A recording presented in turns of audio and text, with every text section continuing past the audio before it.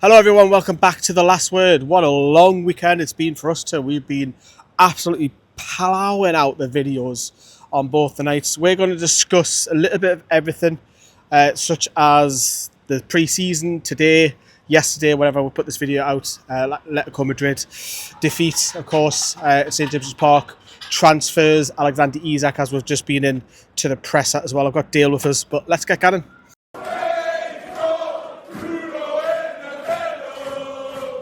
Right, everyone, we are back. So, the last word on the two games. We're not going to talk too much about Friday night's game because we've covered a little bit on it. But if you remember that lineup deal, obviously it was a disappointing 2-2 draw, which realistically Newcastle, I think, should have won that. Yes, they scored an absolute wonder goal. And obviously we went on to equalise, and Ramsdale saved a penalty as well and went on the front with Jacob Murphy but pegged back right at the end. That lineup, really, do you see many of those starting at Aston Villa? Bruno? Yeah. Sherburn, potentially? Yeah, potentially. And would you say Murphy or would it be Elanga? It'd be Elanga. Elanga that will start on the right, and then Gordon probably be up front, and with Harvey Barnes on the left. And then, but from Friday night, it would be just, three then? Yeah, them three, yeah, definitely. Because it was more effective. It was more like a warm-up for today's game. Obviously, this video and this podcast is going out on the Sunday, so technically it's yesterday. But yes, now what I mean, we're in the mindset. It's Saturday evening. It is Saturday, isn't it? Yeah, it is. It's been a long day. We've done 4 lives, so I'm a bit drained, and we've got loads of videos on both channels, which is fantastic to see. We're not going to twist about that. So, obviously, we heard from Eddie Howe about. We're going to jump straight to Alexander Isak because that was Friday night. He was asked the question again. He was asked. We sat in the press conference just before. He was asked about Alexander Isak, and it was a bit like, at the moment, Alexander Isak will have to train on his own. That's not going to change. Where's that coming from? Is that coming from the club? Because again, he didn't really answer it in there. Is that coming from Isak? Is it coming from Eddie Howe? Is it a mixture of a bit of everything? I think it's a bit of everything. I think it's more like, I would say more the club, because it's shown, because to them it's like Alexander Isak doesn't want to be at the club, although he hasn't come out and said he wants to move away. He hasn't said it, but the club is like, when he says he wants to explore his options, in their mind they're thinking he doesn't want to play for Newcastle. On the other hand, you got Eddie Howe that just wants his top striker in training with the guys, repairing for matches, because he knows how big important part Isak is to the team. Because if you take Isak out, where are the goals going to come from? We will come to that very shortly. So that he was asked about that, and of course about the game and Espanyol and so on. But the main talk about for Friday night was all about Alexander Isak. It hit Sky Sports News. It was everywhere. It was across the national tabloids. It was across social media. So that was the talking point about Isak. Obviously, we're still waiting at this present moment of recording what's happening with Johan Vissa. Hopefully that develops in the next couple of days. We are going to talk about Malik Chow a little bit later. We're just going through the timeline a little bit. Obviously, we put the videos out, disappointing that, but we should have realistically won against Espanyol. So fast forward, not even 24 hours, we're here for the Cellar Cup for the lasses. We'll keep the girls separate because we are going to do a women's pod. A little bit separate to that, so stay tuned for that. So obviously the lasses were on first. We've gone live. We've done an Isak live video. We've done a women's live video. We've done another men's live video. Josh has been live as well, so we've been a very busy bee. But before we talk about today, have you enjoyed yourself? Yeah, I've really enjoyed it. It's nice to be back at St James's Park, especially in the press, because it's like the first time for me in the press. For the women as well, it's an honour, and it's the first time I've been here for the men as well, and it's the first time for 3 years for us, because you were there for the Palace game, and it's like I was proper shocked when you said, "Oh, we're definitely there for the men as well." I was like, "This is an honour. We needed So I'm fully enjoyed myself. You're buzzing on, you're buzzing. Yeah, Look at I'm all still back of buzzing the the guys. I am. Look, it's a great opportunity to cover the men, and I think it comes to a point where it's good PR for the club, of course it is, that they can trust certain types of channels. So they're not going to, I mean, I had a rant in South Korea, I'm not going to lie about it, and then I was like, oh God, the club, but I have to be a fan first. Yes, we've got the media press today, but I'm all about the fan. That's why this channel was started 10 years ago. It's all about fan opinion. Yes, we can cross that divide and go into media. But what I'm trying to say is we're loving it. We absolutely loved it today. Being there, full house. We've done that. We've done the watch along, which was fantastic. Up against a really, really tough opposition. The lasses were as well. Both Champions League opponents. But sticking with the men then, Atletico Madrid, Diego Simeone's team come. The goal that we conceded, obviously, no, we'll go back. The lineup.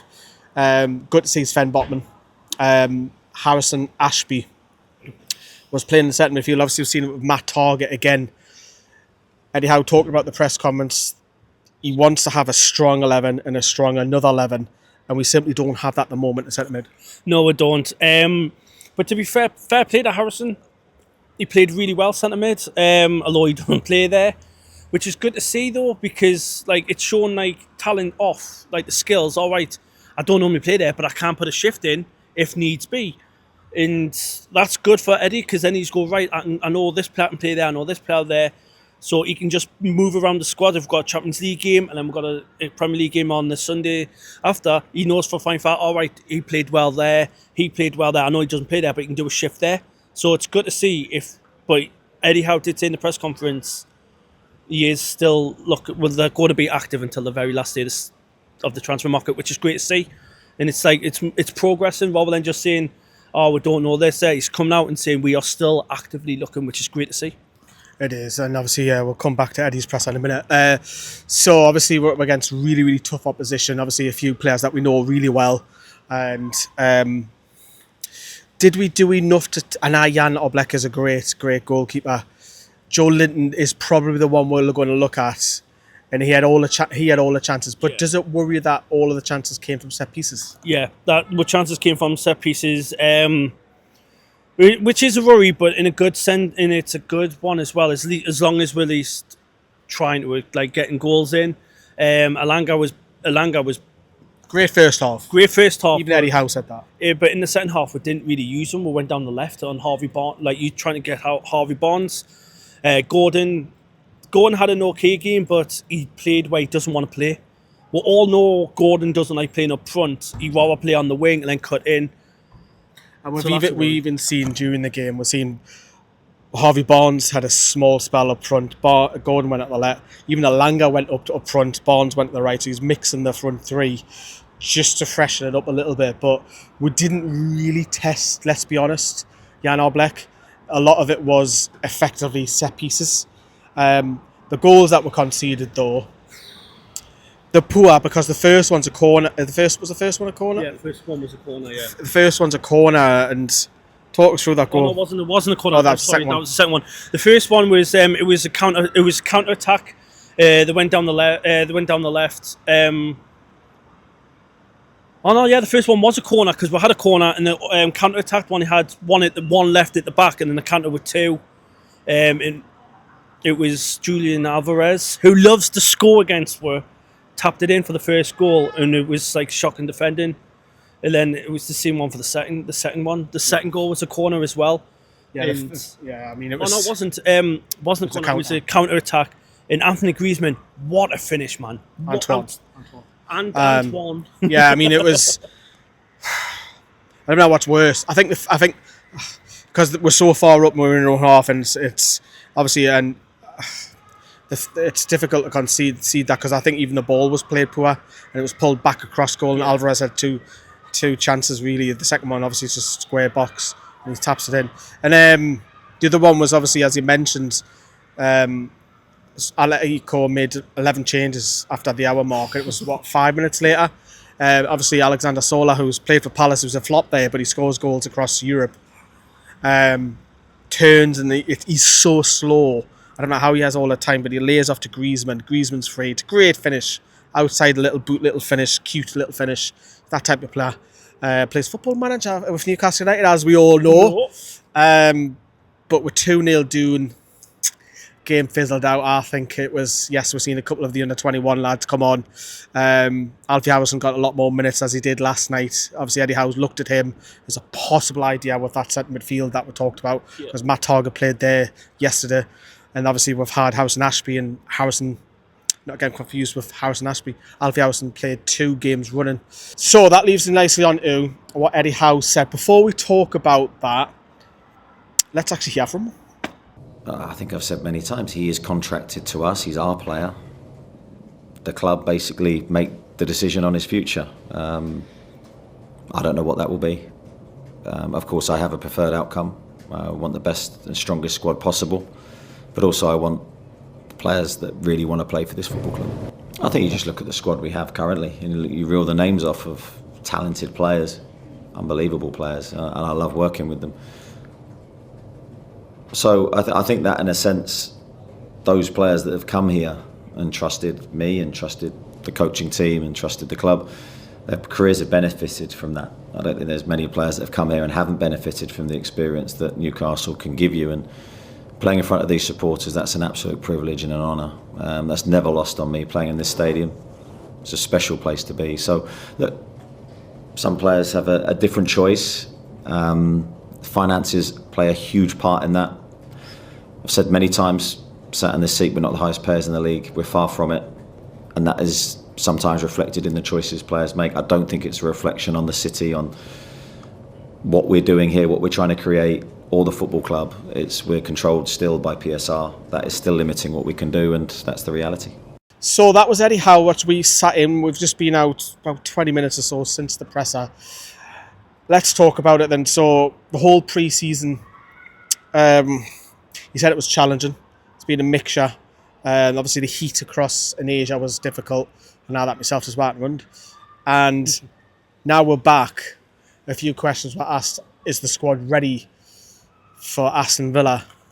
We're not our.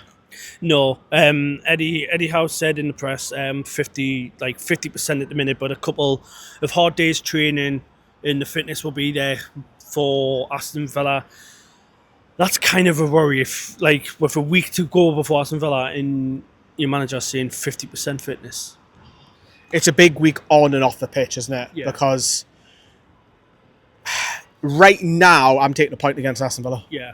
I think I am, because our record down there is not the greatest. I know we won a few years back when Fabian Schär scored a couple and won 3-0, but got ripped apart last season. I think if Newcastle can get a point, it's an early kick-off, and then you've got Liverpool at home, which by that stage, you know where we're at with Alexander Isak's situation. But Malik Chow's been heavily linked today. We found that out during the game, towards the end, that the German international, and the reports, obviously, we were around everybody who was reporting that. The likes of Keith Downey was around with Craig Hope, Lee Ryder, all the journalists were in there.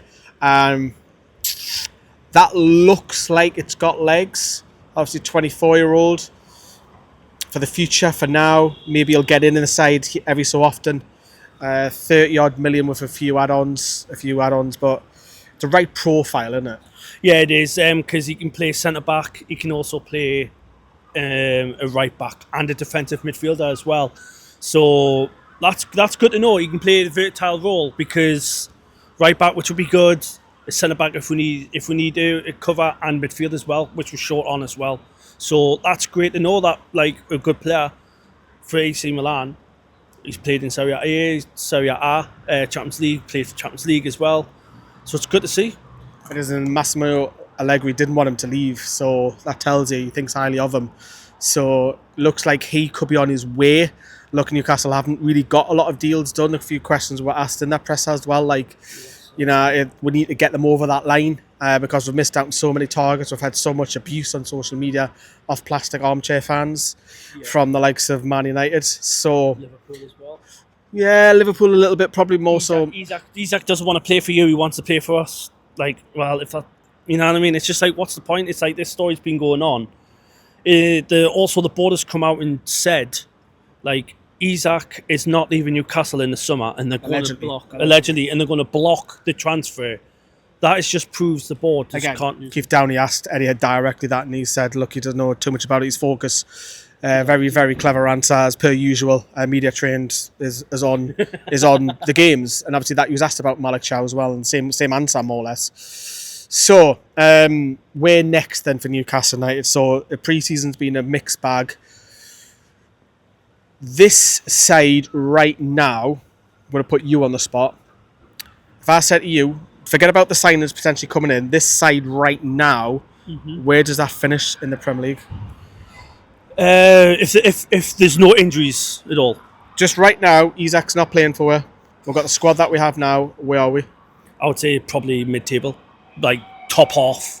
Totally agree. I think this side lacks a goal scorer, and you take 20-odd goals out of that side with Isak, we're dropping down the table, and it's a big season. Champions League, FA Cup, League Cup, Premier League. You're talking possibly over 50-odd games there, potentially how far Newcastle go in the domestic cups and Champions League. And obviously the board, they'll want to progress in the Champions League because that's where the money is, and getting the Champions League every year. But obviously you've got a striker who's unsettled and they don't know what's happening there. It's just it's a big, massive grey cloud. Alexander Isak then. Everyone here is talking about it, but we have to cover it because it's a big week on and off the pitch. We hope Vissa comes through. We hope Malik Chow comes through. What happens with Isak? Does it need resolved soon, Dale? Because you think he's going to be in for Aston Villa, don't you? Well, I was thinking that because you can't. It needs, in your defence, it needs Isak in that 11. It does. But the whole carry on that we have is that he wants to move. He doesn't want to be here. Is he in the right mindset? And even Eddie Howe said yesterday that the squad is slightly affected by what's happening. So, look, in an ideal world, we want Alexander Isak playing up front. We do. We want him up front. We're a better side because of it. But the situation is we've got an unsettled player that wants to move. It has to get resolved quicker rather than later. There's only, 2.5 weeks left of the transfer window. If he leaves, great. Let's get the money in. Let's try and get a couple more in. But how long do you wait? Well, you got 3 weeks. Yeah. It's only 9. So you got like three weeks to go. But I know where you come from. It needs to be resolved as quickly as possible. And I still think if we get Wissa through the door, I think Newcastle will then accept the bid if Liverpool come calling and going, right, there you go. I think we'll be more relaxed. I think if Vissa comes in, we can go, right, he can play up top for the first game, and then we can put Gordon back over the left or whatever. I think I'll be more relaxed. I'm not gonna lie to you, but the front three, yes, you can interchange them, but we're seeing today just small little things where a cross come in. I think it was from the left hand side. I think it was Tino, and Gordon just doesn't anticipate it. And someone like Isak knows he's moving. He's getting that extra 2 yards in front of the defender. Yeah, but even it's small things like that. Even Willisula will be like straight in there, but Gordon just like he wasn't. Who would you rather have up top next week, Gordon or Sula? Willisula. Would you rather have Gordon? I'd rather have Willisula because he's a striker. He knows exactly there. I know he's not the best in there, but like he's got the instincts of going. At least he's going to actually go running in and try. Like he knows exactly the cross is coming in. He's going to try and get on the end of it. Rather like not Gordon, right? Rather he wasn't even interested. He looked away from the ball and didn't even try and go for the header. So I'd rather have Willisula because in that day, a call there, Willisula could get on the end of that, and that could be a goal. So I'd rather have a striker's instinct than I'd rather have Gordon on the left. Some people in the comments last couple of days on my channel said Harvey Barnes up top. Honestly, they have, because I go through the comments and have a look. I think it's because he's a better finisher. Yeah. You can come in. Finisher and he's the one that worked for you. He can cut in, he can make some of his own. He's probably the only one of the front three, whereas Alangal want to do pace. And he was great in the first half, completely quiet in the second half. Maybe put Alanga up front. That's another thing. That's where you can interchange him. Murphy on the right, and then Gordon on the left. I'd rather have Willisula or Langa up front rather than Gordon. Because he's disinterested. He's not interested. Like the amount of times we played him last season up front, what did he do? He wasn't really. He was coming into. At one point, he was coming into into attacking mid in the midfield role to come and get it. I was like, no, you're a striker. You stay up front. Yeah, and it's like I say, it's a huge week on and off the pitch. We need Vissa, we need Chow, we need the Isak hopefully resolved whether he stays or fucks off. For me, get him out. I haven't got time for that. Yes, he's world class, but we can live. No one's bigger, as Alan Shearer said, than the club. Yeah, and exactly. Even Alan Shearer's not bigger than Newcastle United, as much as we love him. So that leaves me just slightly on. Drop us a like, Howe. You've watched this far in, Howe. I just want to touch upon the lasses because obviously we spoke to Becky off camera as well. You would have seen the press conference with Becky go out yesterday. We were allowed to put that one out. Getting closer and closer to fitness. They're a little bit behind the men. The 4 weeks to the first game against Forest, and there's a squad of about 19-20. Fantastic news about obviously the training, an established training centre being built, which is great news, and it hasn't really been pushed out by the club. And I asked Sue that, why are you not pushed that out? great news. It's good. Yeah. I think they were waiting for the finer details. So that's fantastic. And that they get their own actually training camp ground facilities all for themselves. Yeah, it is. It's what it's needed for them because they were training, like, they were like sharing it with the Falcons. And a lot of Becky's like acknowledgement, oh, thank you for all that there. Like, you're a full-time team and you're sharing like facilities with a rugby team. It's not just that, Dale. You've now got the under-21s who are full-time now. Yeah, so the So you've under-21s. got two big massive squads. So with the new training centre, so it's for it's like Becky was saying on the press, as you see there, like training for the full time. There's like pitches for the under-21s, gyms, rooms that can talk about tactics, which is great because I think that's it, in your mindset. That's like right. Next level, isn't it? It's that next level, and right, we've got a limited time because the Falcons want to do practice. Now they've got their own, they can set their times, right? We can do many minutes on this one there, and keep going through there, and it'll help them a lot more. It's Mentally, they don't have to rush things because they've got like a timeline. Now they can do what they want, which is great to see, and they need to push this more out because even like when they come out and saying, oh, they're moving from Kingston Park to Gateshead International Stadium, that wasn't really pushed as well. Yeah, look, I think the news about Gateshead wasn't great, and we'll try and keep it positive. That's great news about the training centre. I'm really happy with that because obviously putting money back into the women does not affect your PSR, so that can only be good for the lasses and the under-21s because they're full-time now. So we've got two full-time squads with the women, which is fantastic. So, I think we shall wrap up. Obviously, listening on the audio, make sure you give us 5 stars. If you're watching the video, I hope you have dropped a like. We have had a ton of content go out the last few days on both the channels.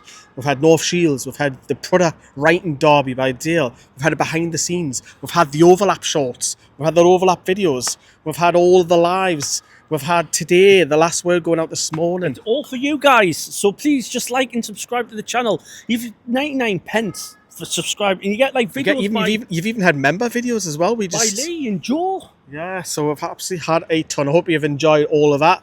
I think I'm going to take a break for the rest of the day. Let's news breaks. Hopefully, I can have a bit of a breather. But for me and Dale from St. James Park, wishing love yous and leave yous. Take care, everyone.